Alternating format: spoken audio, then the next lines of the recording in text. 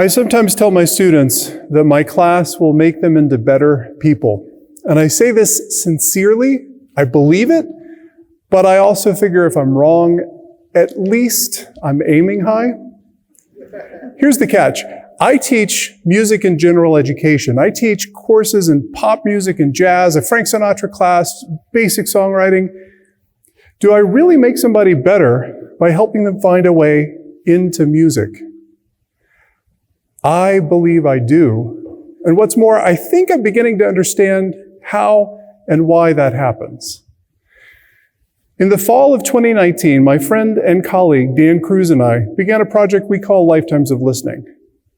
We seek to better understand how music gains meaning in people's lives. But we do this through asking people to share musical memories with us, to share their stories of music in their lives with us. And we record those stories. We place them online for people to hear. And from those stories, we create a podcast. So, does music make us into better people? In thinking about this question, I kept coming back to a quote of Flannery O'Connor, a quote that I had read once. Flannery O'Connor, a novelist, a short story writer, once wrote to a book publisher, "I don't know so well what I think until I see what I say." By this, she meant that her characters and her plots evolve in the writing, that the process of writing revealed who her characters were. And the more I think about it, I believe our experience of music and music in our lives functions in a similar way. Let me explain. I don't know so well what I feel until I hear what it sounds like. When I was in college, I sang the Brahms German Requiem. This piece moved me greatly. And since that moment, whenever I've lost somebody, I've been able to listen to the Brahms German Requiem, and there's something in it that just gave me solace, helped me process grief. On March 1st, 2020, my dad died, and I found no rest in the Requiem. Brahms didn't touch what I was feeling at that moment. This was the onset of COVID. I was figuring out how to go into Zoom rooms and try to keep people focused and moving forward, and all I wanted to do was curl up in a ball. At that moment, I found myself listening repeatedly to AC/DC's album Back in Black. I didn't take the album too seriously, but I heard a little bit of anger in it, which helped, a lot of energy in it. It helped me put one foot forward in front of another and carry myself lightly at a time where I was having trouble doing that. There was just something about it that helped me mark time. I don't know so well if time has passed unless the music has ended. COVID broke us all a little bit, right? But here we are on the other side of the worst of it. And for many of us, there's a story of music along the way. At Lifetimes of Listening, we have heard so many of these stories, and one of my favorites is this story by Ariel. So what sort of brought me out of all the nasties of 2020 and 2021, the beginning of it, was like focusing more on the present moment than the past or the future. So I think I listened to those pieces of music to remind me of the way I can get back to the present and not focus on the past or the future. Now, the music that brought Ariel mindfulness at that moment was a 1970s synthesizer album of instrumental music designed to make plants grow. It was a far cry from AC/DC's Back in Black, but it was what helped her at that moment.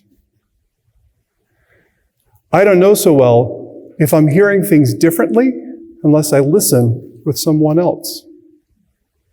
Raise your hand if you've ever disagreed about what music should be playing on a car stereo. I see a lot of hands. In my family, this is getting complicated.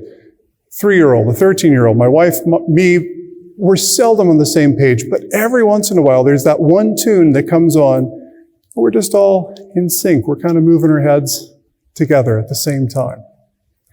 We have a lot of stories of music in the car at Lifetimes of Listening, and among my favorites is this story by Sarah.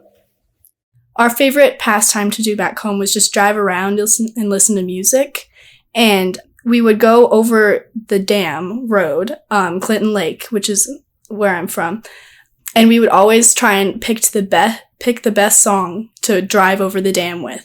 It's either something from Mamma Mia, something from Pitch Perfect, or like Taylor Swift's.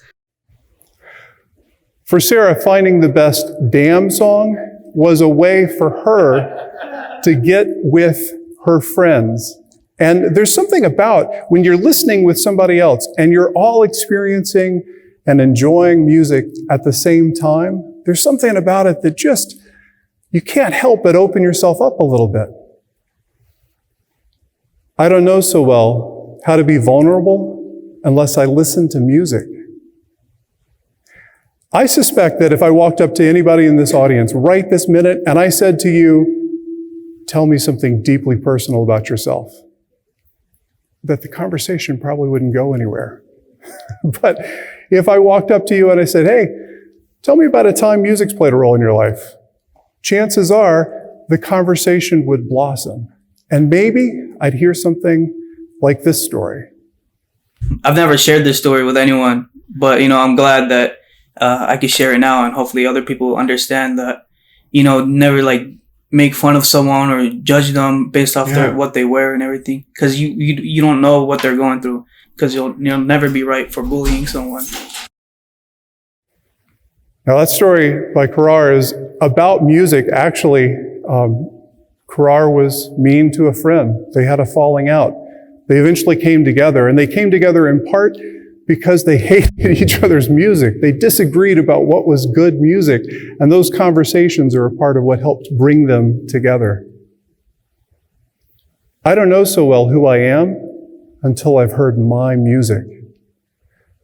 Many of us have these moments where we hear something and we think, oh, that's it. That's who I am. We become so caught up in the sound, and we just know it says something about who we are as people, who we are as an individual. It expresses our identity. Some of these stories in Lifetimes of Listening are some of my favorites, and among them is this story by John. And in the back of the scariest, darkest closet you could ever think of, there was this little black box. And I opened it up, and it was a clarinet.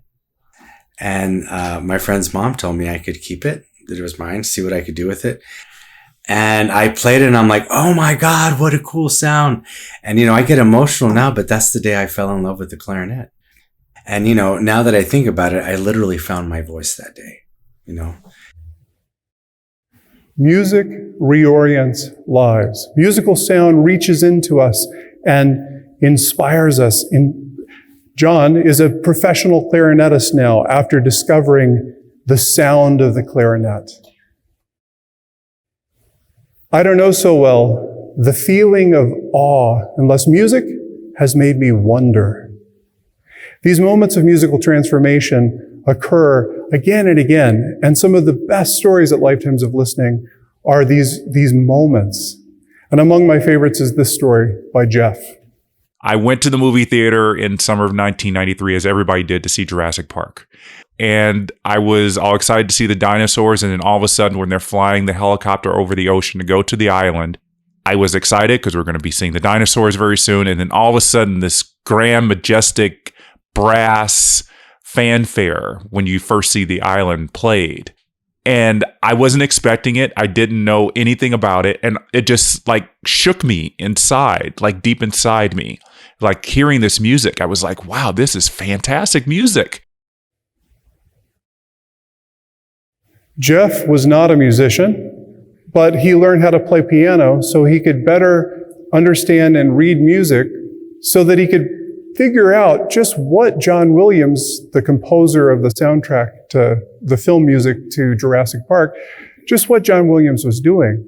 And that eventually led to a podcast about all of the music that John Williams ever placed in any of his films. There are many, many.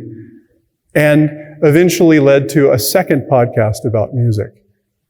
Music changes people intensely.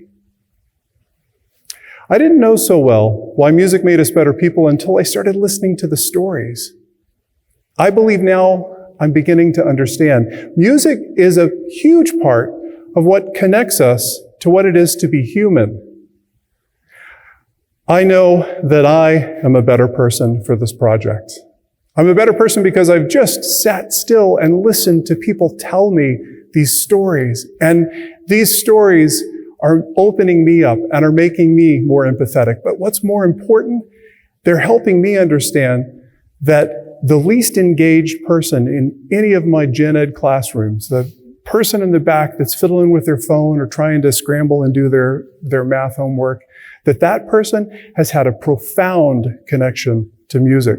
And it's my job to help that blossom and to not get in the way of it. Music helps us cultivate the ability to hear from other people's perspectives. And that makes us more critical. Music helps us express our feelings. There are times we've all experienced that isolation, that thought maybe that we are alone. And then we hear a piece of music, a song. We know suddenly that we aren't alone because somebody's felt that way before. Music leaves us breathless. The experience of not being able to get out of your car till the song ends, not being able to leave the coffee shop until you figured out what's playing in the background because you know you need to bring this music into your life because it's speaking to you so profoundly and so intensely in that moment. I know that music changes people, and these stories suggest to me that the changes are for the better. One song at a time, one memorable moment at a time, one change for the better at a time. Music makes people better, and this gives me hope. I believe with just the right bit of music, we might well make the world a better place.